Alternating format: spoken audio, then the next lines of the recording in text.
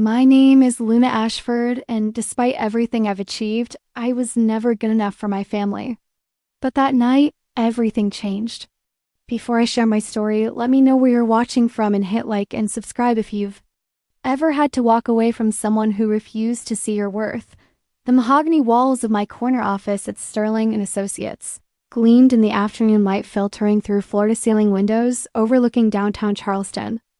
At 32, I was the youngest partner in the firm's history, specializing in high-stakes corporate acquisitions that had earned me a reputation as the Iron Lady of mergers. My success hadn't come easily, but it had come completely on my own terms. My assistant knocked softly before entering. "Ms. Ashford, your father's office called. The annual Thanksgiving gathering has been moved to Saturday evening instead of Thursday. Black tie affair at the estate." I didn't look up from the contract I was reviewing. Did they mention why? Something about accommodating your brother's new girlfriend's family schedule. Of course. Marcus's needs always came first in the Ashford household. Even now, at 35, my older brother could do no wrong in our father's eyes. While I'd built my career from the ground up, Marcus had been handed executive positions at Dad's real estate empire like birthday presents. The irony wasn't lost on me. I'd legally changed my last name from Ashford to my mother's maiden name when I turned 18, desperate to escape the shadow of expectations I could never meet. Yet somehow, I still found myself drawn back to these family gatherings, hoping this time would be different. That Friday evening, I stood in my walk-in closet, contemplating what armor to wear to battle. My reflection stared back from the full-length mirror shoulder-length auburn hair, sharp green eyes that had intimidated more than one CEO across the negotiation table, and a figure that commanded respect in any boardroom I selected at midnight. Blue Valentino gown that had cost more than most people's monthly salary. If I was going to face the Ashford family tribunal, I'd do it looking like the success I'd become. But the dress wasn't my real preparation. 3 weeks earlier, I'd received word that Ashford Holdings was quietly shopping around for a buyer. My father's empire, built on Charleston's historic waterfront properties, was hemorrhaging money due to poor management and Marcus's expensive mistakes. They needed a white knight, and they needed one fast. What they didn't know was that Sterling and Associates had been retained by the very investment group circling their company like sharks. What they especially didn't know was that I'd been the one orchestrating the entire acquisition from behind the scenes. The Ashford estate sat on 20 acres of pristine marshland, its antebellum architecture a testament to old Southern money. Valets took keys from guests arriving in Bentleys and Maseratis, while string quartet music drifted across the manicured gardens. I handed my Tesla keys to a young valet who did a double take at the car. "Beautiful ride, miss. Thank you." I'd chosen the Tesla deliberately, environmentally conscious, technologically advanced, and completely paid for with my own money. Everything my father's generation struggled to understand inside. The house buzzed with Charleston's social elite. Politicians, business leaders, and old money families mingled in a grand foyer beneath crystal chandeliers that had hung there since before the Civil War. This was my father's domain, where handshake deals were made and social hierarchies were reinforced. "Luna?" My father's voice boomed across the room. Richard Ashford, 68 years old and still commanding attention wherever he went, approached with his arms spread wide. "There's my little girl. Little girl." At 32, after everything I'd accomplished, I was still his little girl. "Hello, Dad." I accepted his embrace, breathing in the familiar scent of his cologne and cigar smoke. "You look beautiful, sweetheart. Though I still don't understand why you insist on keeping your mother's name. You're an Ashford, whether you like it or not." Before I could respond, Marcus appeared with a woman I didn't recognize, tall, blonde, and young enough to make me wonder if she was closer to my age or to his. "Viv, you made it." Marcus's embrace was warmer than Dad's, but I could smell the whiskey on his breath. It was barely 7 o'clock. "This is Brittany." "Brittany, this is my little sister, the one I told you about." Brittany's smile was practiced and hollow. "Oh, you're the one who works in, what was it, insurance?" "Corporate law," I corrected gently. "I'm a partner at Sterling and Associates." Right. Right, that's so practical. The condescension in her tone was subtle but unmistakable. I encountered 1,000 Britneys in my career women, who viewed other women as competition first and people second. The dining room table could seat 20, and tonight it was full. I found myself seated between my father's golf partner and some city councilman's wife, while Marcus and Brittany held court at the opposite end. The conversation flowed around me real estate deals, political gossip, and social climbing disguised. As charity work, so Luna, boomed Judge Patterson. My father's longtime friend. Richard tells me you're doing well in your little law practice. Little law practice. I negotiated deals worth more than his lifetime earnings, but to him anything I did was diminutive by default. Business is good, I replied diplomatically. We specialize in mergers and acquisitions. How nice. Playing secretary to the real deal makers, I imagine. The table fell silent. Even by Charleston standards, that was breathtakingly rude. I felt every eye turn to me, waiting for my response. Actually, Judge Patterson, I lead the deals. Last month, I closed an $800 million acquisition of a biotech firm. The month before that, it was a $1.2 billion merger in the renewable energy sector. His face reddened. Well, that's very impressive. My father cleared his throat. Luna's always been ambitious. Sometimes I worry she's too focused on work and not enough on building a family. And there it was. The familiar pivot from my professional achievements to my personal failings. At 32, I was successful beyond most people's wildest dreams. But in Richard Ashford's eyes, I was still just a woman whose biological clock was ticking. I'm focusing on building something meaningful, I said quietly. Not everyone's path looks the same. Marcus laughed, the sound sharp and alcohol-tinged. Come on, Viv, you can't marry your briefcase. When are you going to bring home a nice guy and give Dad some grandchildren?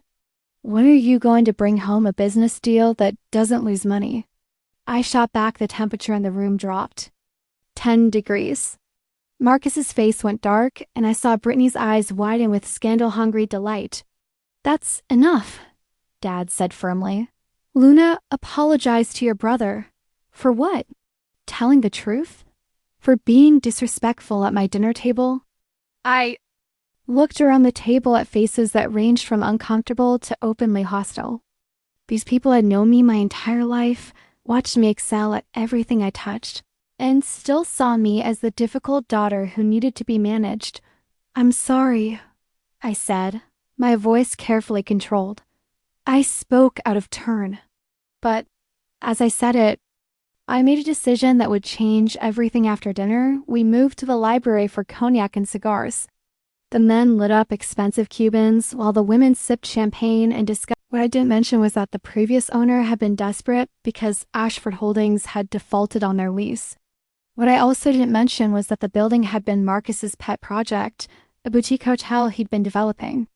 Before cost overruns and construction delays had made it too expensive to continue, Dad's face was pale. Luna, that buildingdo, you know what it was? I know it was going to be a hotel.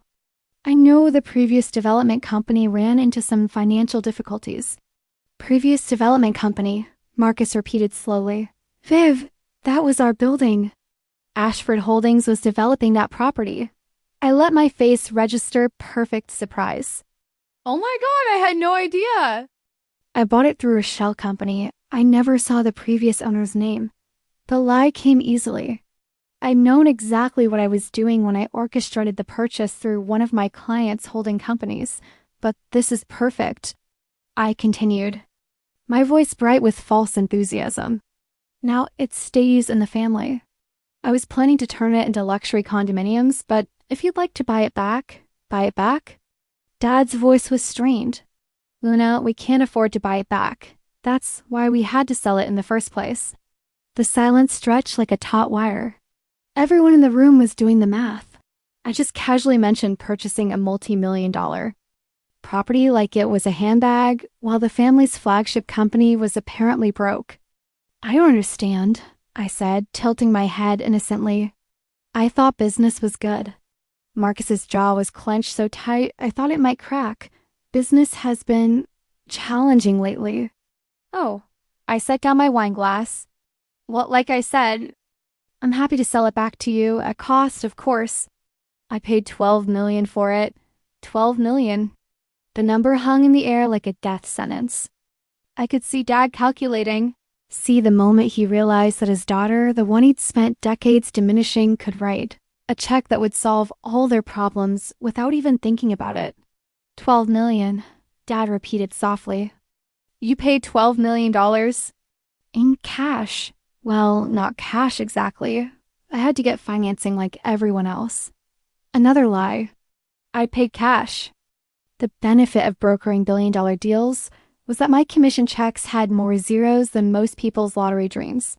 But Luna, Brittany interjected, her voice syrupy with false concern, how could you afford something like that? I mean, no offense, but you're just a lawyer. Just a lawyer. The phrase hung between us like a slap. I smiled at her with the same expression I used on opposing counsel right before I destroyed their case. You're absolutely right, Brittany. I'm just a lawyer, but sometimes being just something is more than enough. I turned to address the room. Since we're all being so honest about finances, maybe I should share something else. Sterling and Associates has been retained by Meridian Capital Group for the past 6 months. They're a private equity firm that specializes in acquiring distressed real estate companies. The color drained from Dad's face. Luna, what are you saying? I'm saying that Meridian has been very interested in Ashford Holdings. They've been conducting due diligence, reviewing financial records, assessing the company's assets and liabilities. Marcus stood up abruptly. You've been investigating our company? Behind our backs? I've been doing my job, Marcus. My client needed information about a potential acquisition target. I had no idea it was Dad's company until I saw the name on the files. Another lie. I'd known from the beginning. I'd been the one to suggest Ashford Holdings as a target when Meridian was, looking for opportunities in the Charleston market. This is unethical, Dad said, his voice rising. You can't represent someone who's trying to buy our company. Actually, I can. There's no conflict of interest as long as I'm not representing Ashford Holdings. Which, as you've made clear over the years, I don't. The room was silent except for the ticking of an antique clock on the mantel. I could see the thoughts racing behind everyone's eyes, the calculations, the realizations, the growing understanding of what I'd done. How long have you known? Dad asked quietly. About the financial troubles? About 6 months? About the fact that you've been shopping the company around to potential buyers? About 3 weeks. And you didn't think to tell us? I laughed, but there was no humor in it. Tell you what, Dad? That your company is failing? That Marcus's pet projects have cost you millions?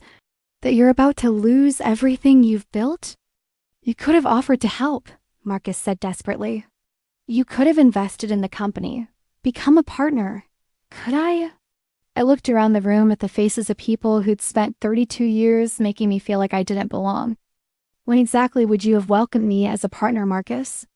When I graduated summa cum laude from Harvard Law? When I made partner at 28? When I started closing deals worth more than your annual revenue? That's not fair, Dad said. Fair? The word came out harder than I'd intended. You want to talk about fair? Let me tell you what's fair. Fair is spending your childhood watching your brother get praised for mediocrity while you get criticized for excellence. Fair is changing your name because you're tired of being told you're not a real Ashford. Fair is building a career where your own family introduces you as their little lawyer at parties. I stood up, smoothing my dress. But you know what? You're right. Life isn't fair. And sometimes that works out in unexpected ways. What do you mean? Dad asked, though I could see in his eyes that he already knew. I mean that Meridian Capital Group has made their decision. They're moving forward with the acquisition of Ashford Holdings. The offer will be formal on Monday morning. The silence was deafening. Marcus sank back into his chair, his face ashen. Brittany looked between us like she was watching a tennis match she didn't understand. They're buying us out, Dad said flatly. They're buying the company. Whether you stay on in any capacity depends on the terms of the deal. And you're their lawyer. I'm their lawyer. Dad set down his cognac glass with shaking hands. So you're the one who gets to decide our fate. No, Dad. The market decided your fate. I'm just the one who gets to deliver the news. Marcus looked up, his eyes bloodshot. How much? How much what? How much are they offering? I pretended to consider whether I should tell them.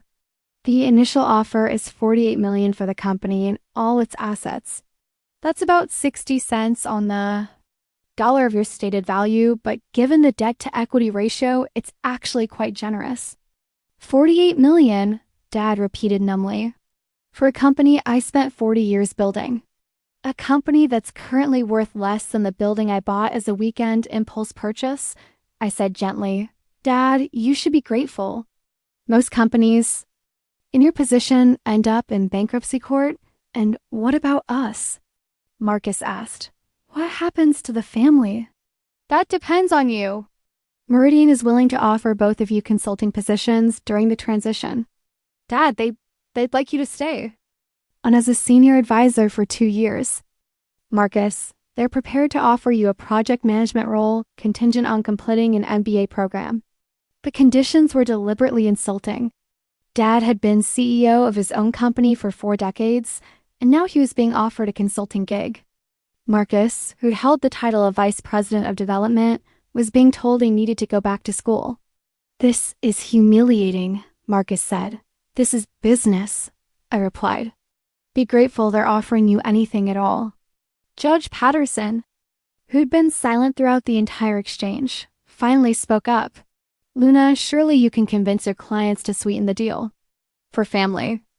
I looked at him with the same expression I'd worn when he called me a secretary earlier. Judge Patterson, I'm not sure you understand. I work for Meridian Capital Group. My job is to get them the best deal possible, not to do favors for the other side. But they're your family, Brittany said, her voice small. Are they? I asked. Because for the past 32 years, I've been made to feel like a barely tolerated outsider. Tonight, I was introduced as someone who works in insurance and told I should focus on finding a husband instead of building a career.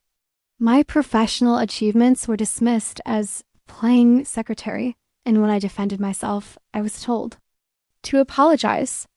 I walked to the window, looking out at the marsh where I played as a child. I built a career where I'm respected, where my opinion matters, where I'm valued for my mind and my skills. And now, through pure coincidence, I find myself in a position where I can help my family. Help us? Dad's voice was bitter. You're destroying us. I'm offering you a lifeline. You can take the deal, keep your dignity, and walk away with enough money to retire comfortably. Or you can fight it, lose everything in legal fees, and end up with nothing. The choice was stark, and everyone in the room knew it. There's one more thing, I said, turning back to face them. The building I bought, the one on Broad Street, Meridian, wants to include it in the acquisition package. What does that mean? Dad asked. It means they want to buy it from me as part of the deal. They're offering $15 million for it. $15 million. $3 million more than I paid for it just months ago. The room was silent as everyone processed the implications. So you're going to make a $3 million profit off our misfortune? Marcus said bitterly. I'm going to make a $3 million profit off a smart investment, I corrected. The fact that it was your misfortune is just coincidence. Bullshit. Marcus stood up unsteadily. You planned this. You knew what you were doing from the beginning. Did I? Are you saying I orchestrated your company's financial collapse? That I forced you to take on projects you couldn't afford? That I made you sign leases you couldn't honor? You could have warned us. About what? About the fact that you were making bad business decisions? I think your accountants probably warned you about that. About the fact that you were over-leveraged. I think your bank probably warned you about that too. I walked back to the center of the room, feeling the weight of everyone's eyes on me. Let me be very clear about something.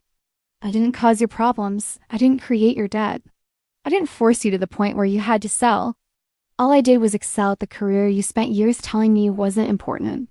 But you're our daughter, Dad said, his voice breaking slightly. Our family, am I?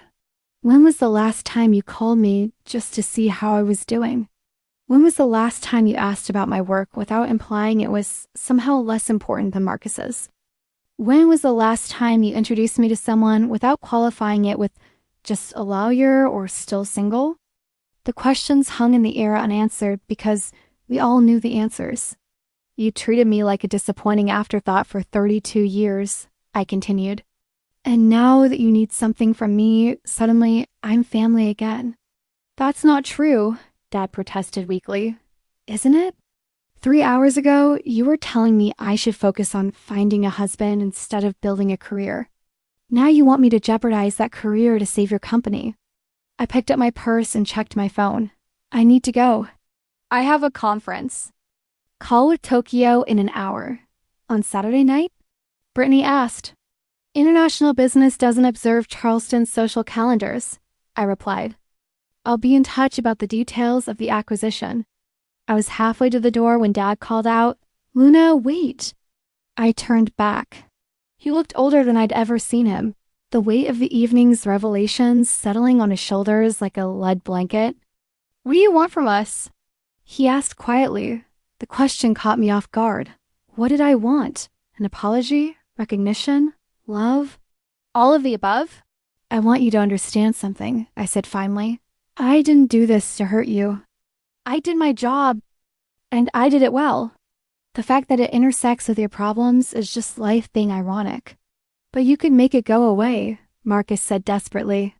You could convince them to walk away from the deal. I could, but I won't. Why not?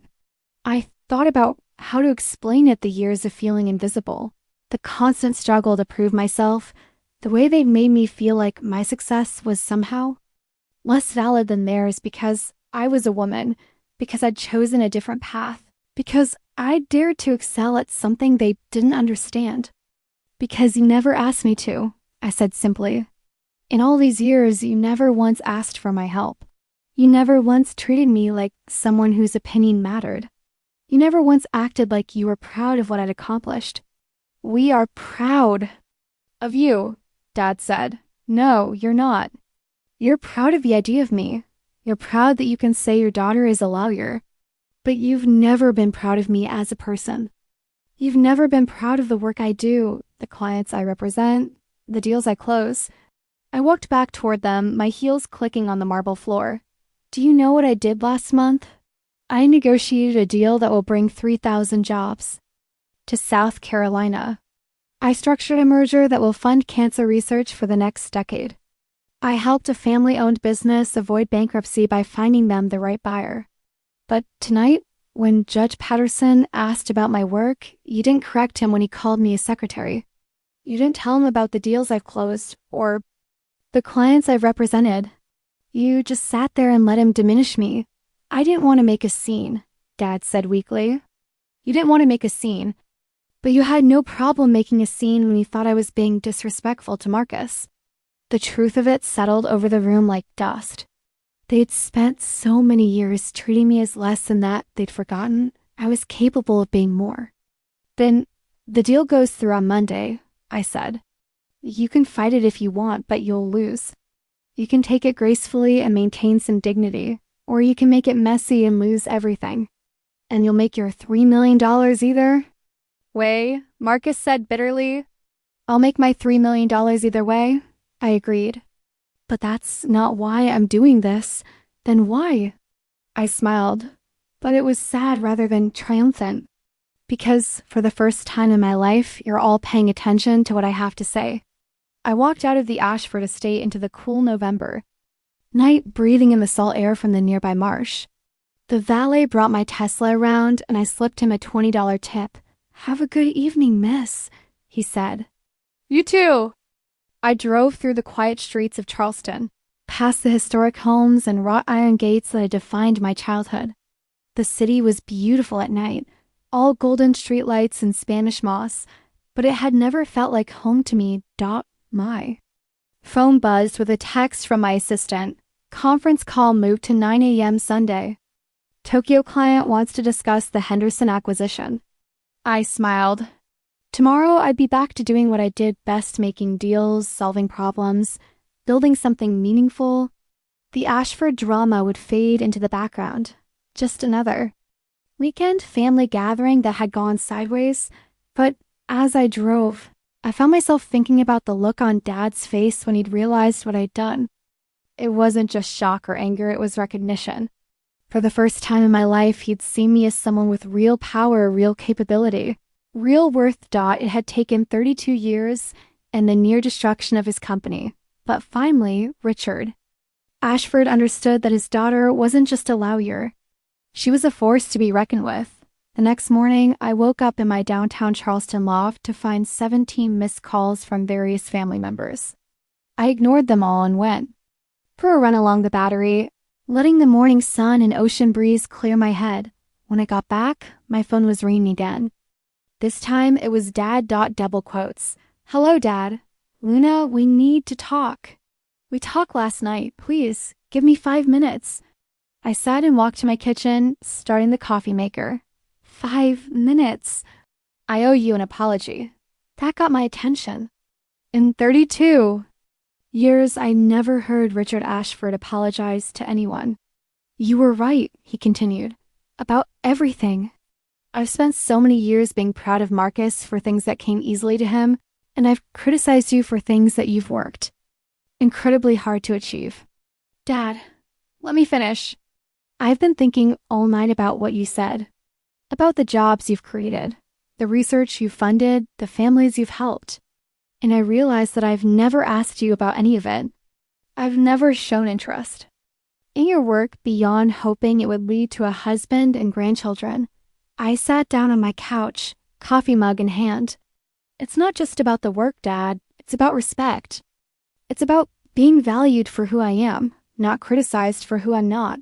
I know, and I'm sorry. I'm sorry it took losing my company to realize that you're more successful than I ever was.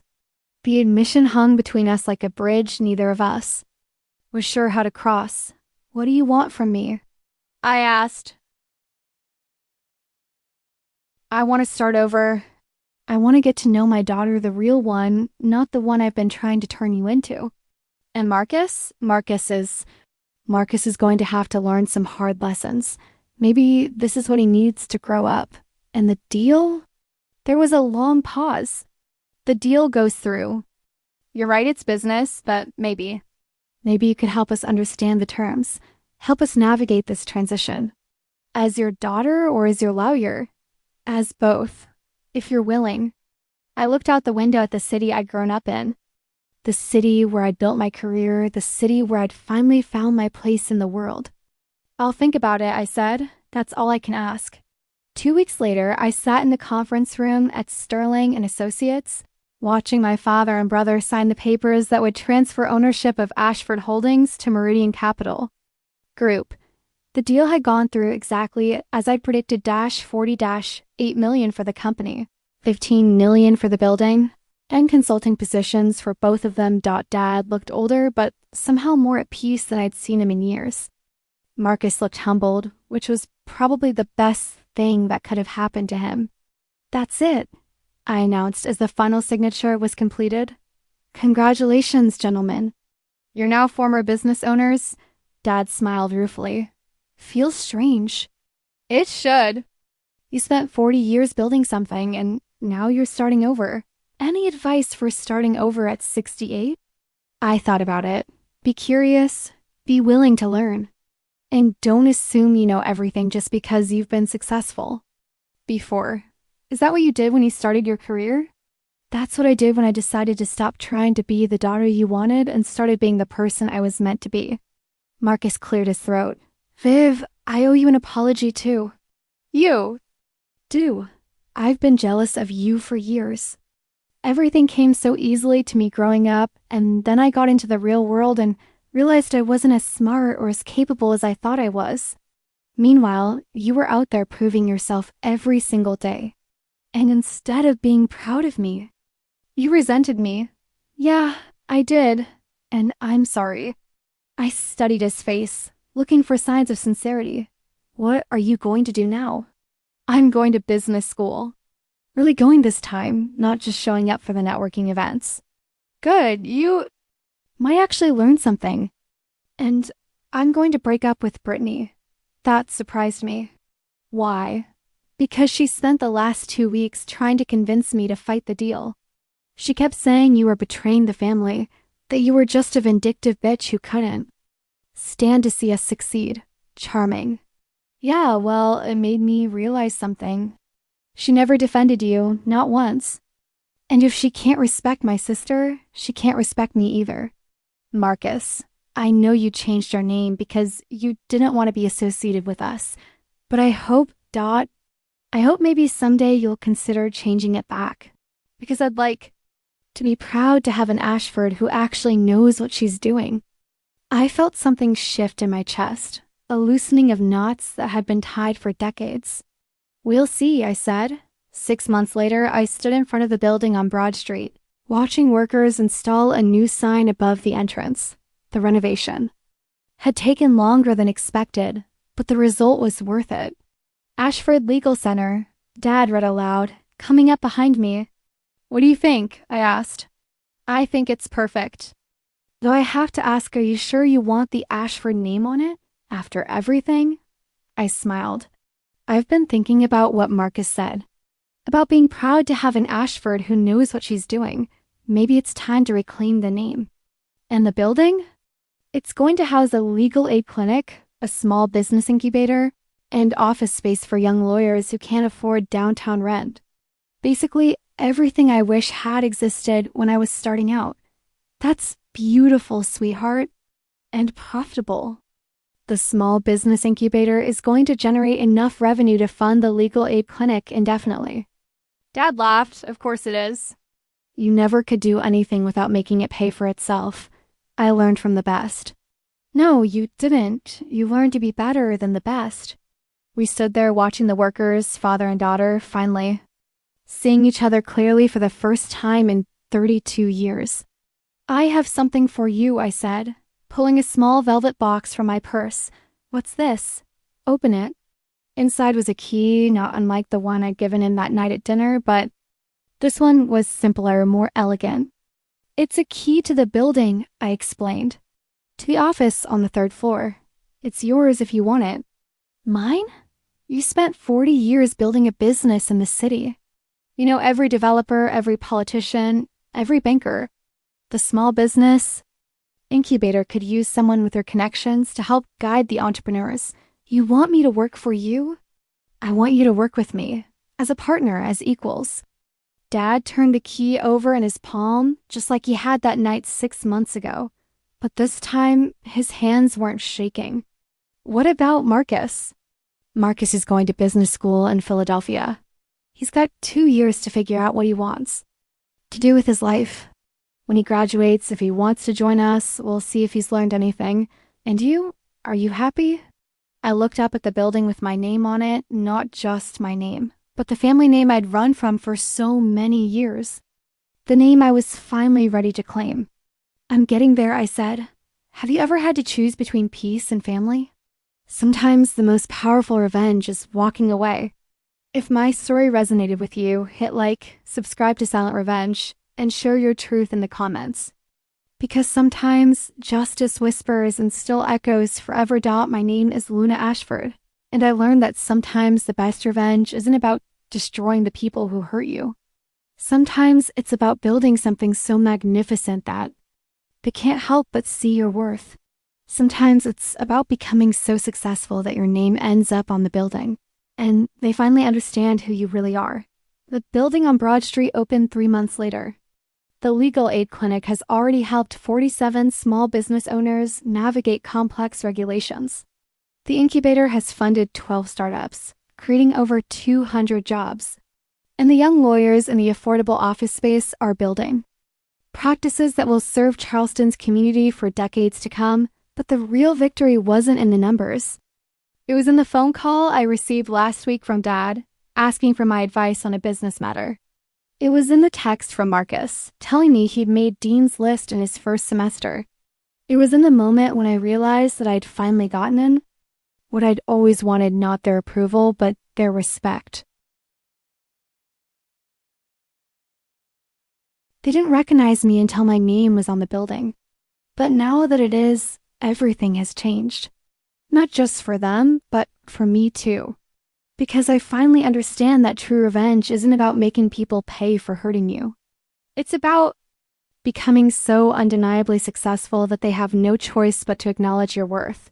And sometimes, if you're very lucky, that acknowledgement can grow into something that looks a lot like love. Thank you for listening to my story. Remember, your worth isn't determined by who recognizes it, it's determined by what you build when no one is watching. Build something magnificent. Build something that lasts. Build something with your name on it, and when they finally see you,